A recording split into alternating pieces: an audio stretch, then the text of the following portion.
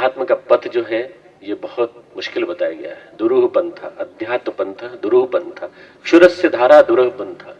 छुरे की धार पर चलने के समान है। या तो इस रास्ते पे आओ मत, और आओ तो फिर छुरे की धार पे चलने के लिए तैयार हो जाओ। पैर कटेगा, खून निकलेगा, ढेर सारे लोग तरह तरह की आलोचना करेंगे, टिप्पणियां करेंगे, पर यदि तुम सही हो तो सीधे चलते चले जाओ। उठो, जागो और रुको मत जब तक लक्ष्य तक न पहुंच जाओ। चलते चलो, चलते चलो, चलते चलो। उपनिषद का यदि ये वाक्य याद रहेगा तो हम अपने आप को, अपनी पारदर्शिता को देखते हुए, सबको साथ लेकर के चलते हुए इस काम को करते हुए चलेंगे।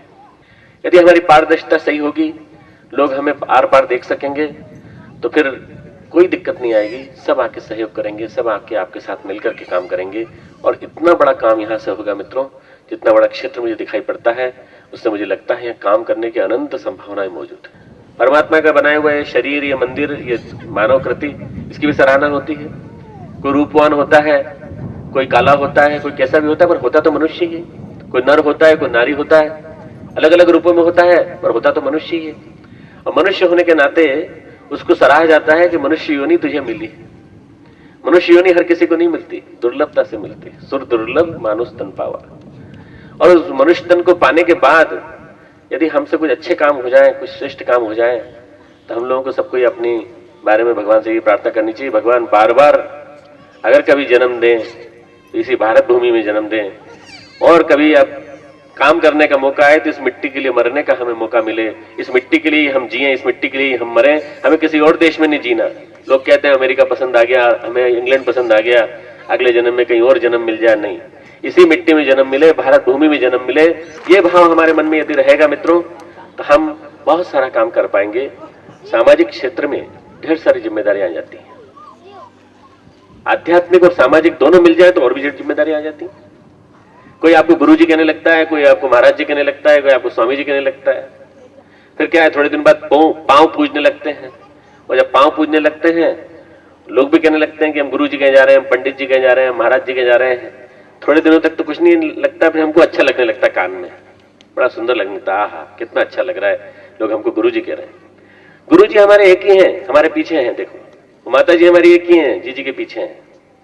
ये गुरु जी माता जी को एक मानते हुए यदि हम अपने आप को गुरु कहलवाना बंद कर देंगे, पैर पुजवाना बंद कर देंगे, पादुका रख करके नमन करवाएंगे, तो सबसे बढ़िया होगा। पादुका रखिए, हम गुरुदेव माता जी की पादुका रखते हैं, और उसके बाद लोगों के मन में श्रद्धा के वश अगर कोई प्रतिनिधि दिखाई पड़ता है तो हमें वो अखिल विश्व गायत्री परिवार का प्रतिनिधि मान के नमन करते हैं, प्रणाम करते हैं।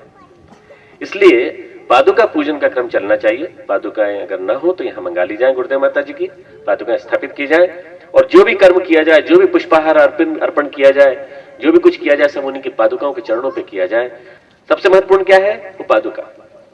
आप सब जानते होंगे भरत जी गए, और भरत जी गए तो राजा के वेश में गए रामचंद्र जी को वापस लेने के लिए। और जब वहां जाके उनको पता चला कि भगवान राम ऐसे रहते हैं, मेरे भाई इस रूप में रहते हैं, माने तो नहीं वो वापस आने को, परंतु उसी दिन उन्होंने वेश बदल लिया, और वेश बदल करके वनवासी का वेश धारण कर लिया, और अपने भाई की दी हुई पादुका को अपने सिर पर रख करके लेकर के आए, और शासन चलाया तो भगवान राम के नाम पे चलाया, भरत के नाम पे नहीं चलाया। दशरथ ने राज्य किसको सौंपा था, भरत को सौंपा था, पर केकई की बात नहीं मानी, अपनी माँ की बात नहीं मानी, अपने पिता की बात नहीं मानी, अपने बड़े भाई की बात मानी। कि बड़े भाई ने जो कहा है, पिता ने तो विवश होकर कहा और अपनी जान दे दी, पर मां के कुचक्र के कारण पिता की जो जान गई है, उसका अब मैं कलंक नहीं ढोऊंगा, और अब मैं सही अर्थों में भरत बन करके पादुकाओं के पूजन के माध्यम से इस राज्य को चलाऊंगा। उन पादुकाओं ने राम राज्य को चलाया 14 वर्ष तक। 14 वर्ष तक चल सकता है मित्रों, तो अनंत वर्षों तक परम पूज्य गुरुदेव वंदनीय माता जी की पादुकाएं चल सकती हैं, और उन्हीं पादुकाओं का अस्तित्व रहेगा। कोई महंत उसकी जगह नहीं ले सकता, और न कोई उनके स्थान पर स्थापित हो सकता है। प्रस्तुत है शांति कुंज वीडियो ऐप, उपलब्ध है गूगल प्ले स्टोर पर। अभी डाउनलोड करें।